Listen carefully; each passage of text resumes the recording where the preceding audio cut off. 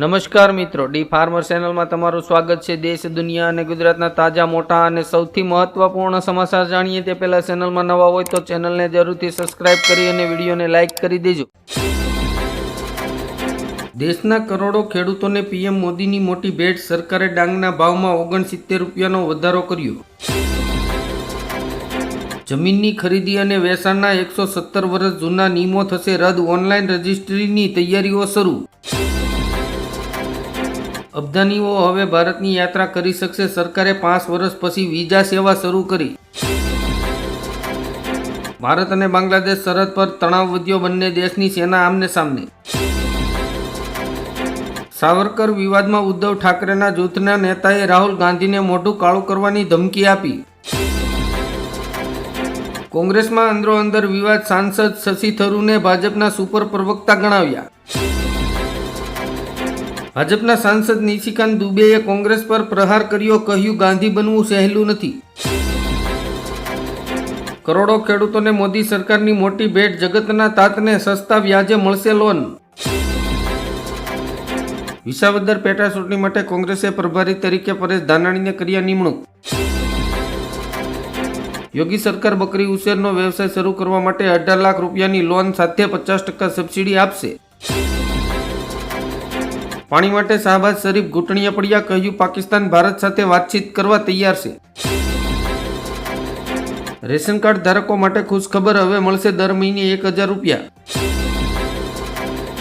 અમેરિકામાં કોરોનાનો કહેર, 350 લોકોના મોતથી તંત્ર દોડતું થયું।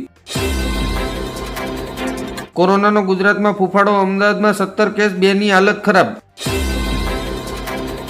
યુપીમાં યોગી સરકારની મોટી જાહેરાત, સમૂહ લગ્ન યોજનામાં છોકરીઓના સિંદૂર પર દાન કરવામાં આવશે 1 લાખ રૂપિયા। અમેરિકી દૂતાવાસની ચેતવણી, ભારતીય વિદ્યાર્થીઓ અભ્યાસ છોડશે તો વિઝા રદ થશે। પાકિસ્તાનમાં સંતાયેલા પુલવામા, મુંબઈ અને અક્ષરધામ હુમલાના આતંકવાદીઓને વૈશ્વિક આતંકી જાહેર કરવા માટે ભારત યુએનએસીમાં લાવશે પ્રસ્તાવ। પાકિસ્તાનને પાઠ ભણાવ્યા બાદ હવે બાંગ્લાદેશ અને ચીનનો વારો। સિલિગુડી કોરિડોર પર રાફેલ અને S-400 ગોઠવી દેવામાં આવ્યા। કર્ણાટકમાં બીજેપીએ 2 ધારાસભ્યોને 6 વર્ષ માટે પાર્ટીમાંથી કર્યા દૂર। ભારત સાથે તમામ મુદ્દાઓ ઉકેલવા માટે દુનિયાભરમાં વિનંતી કરી રહ્યા છે શાહબાઝ શરીફ। હવે ઈરાનના આંગણે પહોંચ્યું પાકિસ્તાન। બ્રિજભૂષણે કહ્યું, મારો વિરોધ કરનારાઓને ભગવાન સજા કરશે। હું હનુમાનજીનો ભગત છું।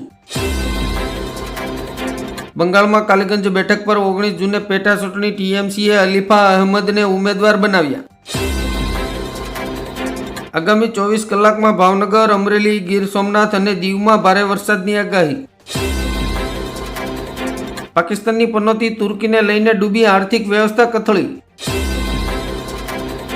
ભ્રષ્ટાચારી નેતા સામે ભાજપનું મોટું એક્શન, સુરતમાં હર્ષદ ચૌધરીને કર્યા સસ્પેન્ડ।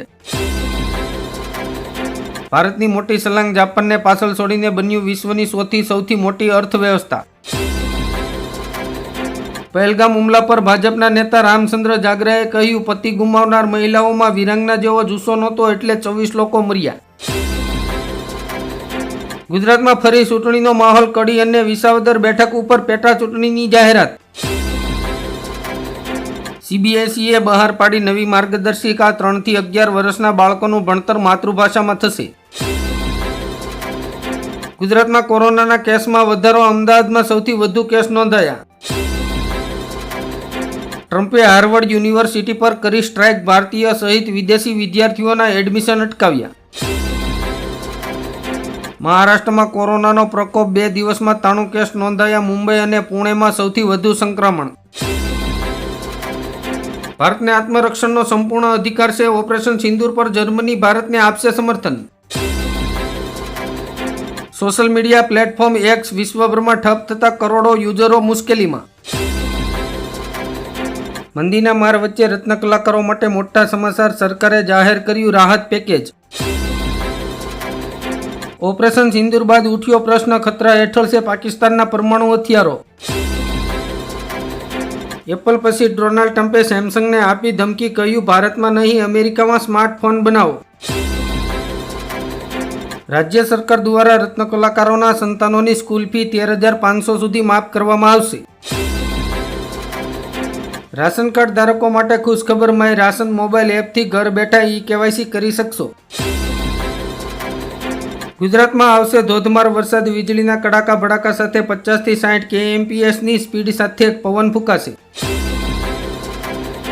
થાઈલેન્ડમાં સતત વધતા કોરોનાના કેસની ગતિએ વધાર્યો ભય.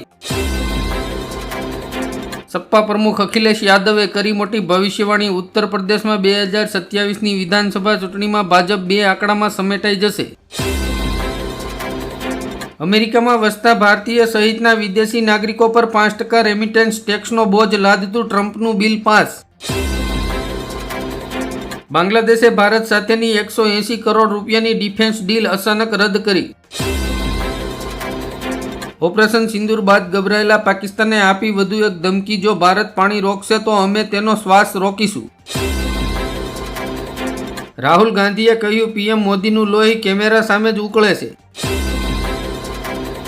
સીએમ યોગી બોલ્યા, પાકિસ્તાન પાસે બહુ દિવસો વધ્યા નથી, તેણે 75 વર્ષ જીવી લીધું. ભારતીય સાંસદોના વિમાન ઉતરાણ કરે તે પહેલા જ મોસ્કો એરપોર્ટ પર ડ્રોનથી હુમલો. વડોદરામાં મનપાની 84 કરોડની જમીન પર ક્રિકેટર યુસુફ પઠાણનું દબાણ. ડોનાલ્ડ ટ્રમ્પે એપલના માલિક ટીમી કુકને આપી ધમકી, ભારતમાં આઈફોનનું ઉત્પાદન કરશો તો 25% ટેરિફ લાદવામાં આવશે. કોંગ્રેસમાં મોદીના કટ્ટર વિરોધીઓ પણ રાહુલ ગાંધીના રાજકારણથી નારાજ. ઇટાલીએ બતાવ્યો પોતાનો અસલી રંગ, પાકિસ્તાન સાથે હાથ મિલાવ્યો. ખેડૂતોને લાગ્યો જેકપોટ, સરકાર ખેડૂતોના વેચેલા માલ ઉપર આપશે બોનસ. અજમેર શાહી દરગાહ પર હાઈકોર્ટનો આદેશ, ઓડિટ પર લગાવ્યો પ્રતિબંધ. મહારાષ્ટ્રના પરિવહન મંત્રી પ્રતાપ સરનાયકે કહ્યું, વાહન ખરીદનાર પાસે પાર્કિંગની જગ્યા હશે તો જ નવા વાહનનું રજીસ્ટ્રેશન કરવામાં આવશે. સંભવિત વાવાઝોડાની આગાહીના પગલે સીએમ ભૂપેન્દ્ર પટેલે નવસારીથી અમરેલી સુધીના દરેક જિલ્લાના વહીવટી તંત્રને સતર્ક રહેવા આપી સૂચના.